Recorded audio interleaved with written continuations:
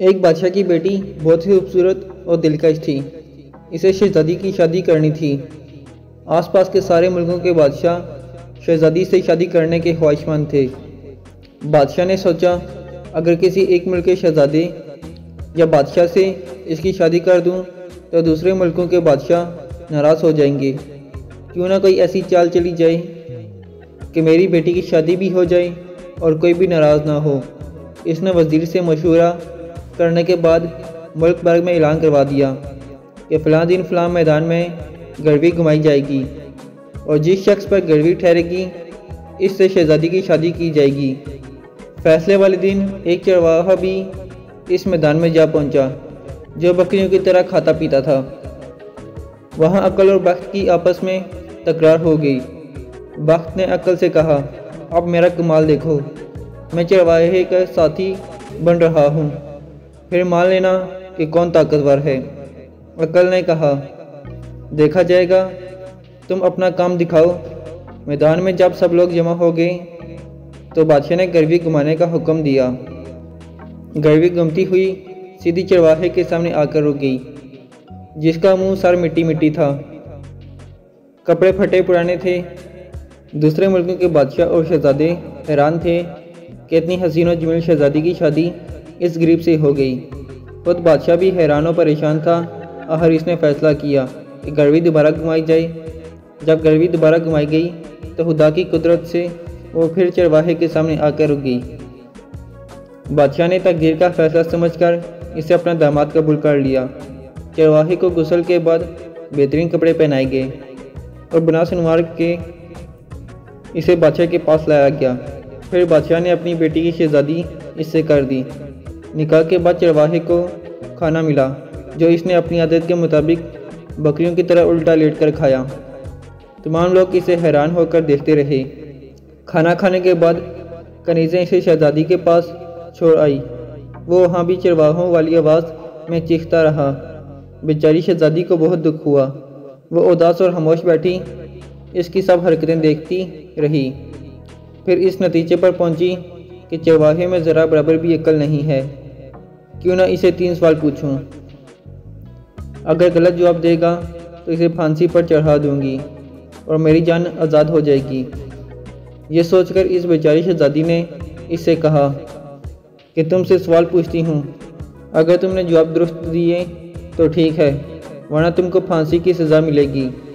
चरवाहे ने बिना सोचे समझे शहजादी की बात तस्लीम कर ली। शहजादी ने पूछा, बताओ, पेट किसका अच्छा है, पानी किसका अच्छा है और फूल कौन सा अच्छा है? चरवाहे ने कहा कि पेट मछली का अच्छा है, पानी लकड़ी का अच्छा है और फूल गोभी का। चरवाहे के उल्टे जवाब सुनकर शहजादी गुस्से से आग बबूला हो गई और फ़ौरन वज़ीर को बुलाकर हुक्म दिया कि इस बेवकूफ़ को ले जाकर फांसी दे दो। अक्ल और बख्त दोनों ये तमाशा देख रहे थे कि अब ये मरेगा। फिर अक्ल ने बख्त से कहा, तुमने इसके साथ बुलाई की, इसकी शहजादी से शादी कराई, मगर ऐसा बख्त किस काम का कि शादी की रात ही इसे फांसी दी जा रही है। अब हिम्मत करो और इसकी मदद करो। बख्त ने कहा, मेरी जितनी ताकत थी वो मैंने दिखा दी, अब ये जाने और इसका मुकद्दर। इस पर अक्ल ने कहा कि मैं इसकी जान बचा कर दिखाती हूँ, अब तुम देखो। ये कहकर वो चरवाहे की दिमाग में जाकर बैठ गई और चरवाहा एकदम होशो हवास में आ गया। वज़ीर ने इसे शहजादी के हुक्म समेत सारी बातें बताई, जिस पर चरवाहे ने सोचा कि अगर अब हिम्मत ना की और कल से काम ना लिया तो मारा जाऊंगा। क्यों ना किसी तरीके से जान बचाई जाए। इसने वज़ीर से कहा, मोहतरम वज़ीर, शहजादी का हवास में आ गया। इसने वज़ीर से कहा, आपका हुक्म सर आँखों पर, मगर मरने से पहले मुझे एक बार बादशाह से मिलवा दो, फिर तुम मुझे खुशी से फांसी दे देना। वज़ीर ने इसकी बात मान ली और इसे बादशाह के हुजूर पेश कर दिया। बादशाह ने पूछा, क्या बात है, कैसे आना हुआ? चरवाहे ने कहा, बादशाह सलामत, आपने अपनी खुशी से शहजादी से मेरी शादी कराई है और शादी की रात ही किसी को फांसी देना कहाँ का इंसाफ है।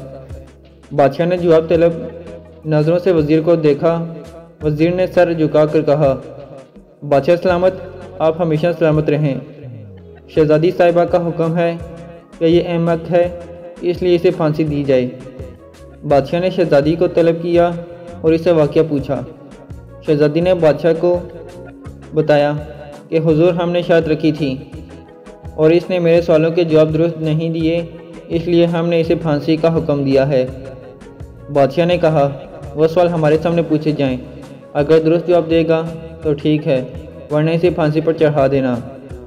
شہزادی نے پہلا سوال کیا کہ پیٹ کس کا اچھا ہے؟ چرواہے نے جواب دیا کہ پیٹ دھرتی کا اچھا ہے، جس میں سب کچھ سما جاتا ہے۔ شہزادی نے دوسرا سوال کیا، پانی کس کا اچھا ہے؟ چرواہے نے کہا، پانی بارش کا اچھا ہے، جس پر سانس لینے والی ساری مخلوق کی زندگی کا حق ہے۔ شہزادی نے تیسرا سوال کیا کہ پھول کس کا اچھا ہے؟ چرواہے نے جواب دیا کہ کپاس کا پھول سب سے اچھا ہے، جو ساری مخلوق کا تن ڈھانپتا ہے۔ یہ جواب سن کر بادشاہ نے کہا، بیٹی یہ سب باتیں تو عقل مندوں کی ہیں۔ جس پر شہزادی نے شرمندہ ہو کر اپنے شوہر سے معافی مانگی اور پھر وہ خوشگوار زندگی گزارنے لگے۔ یہ دیکھ کر بخت نے عقل سے کہا، اے عقل، تم مجھ سے طاقتور ہو، میں کچھ بھی نہیں ہوں۔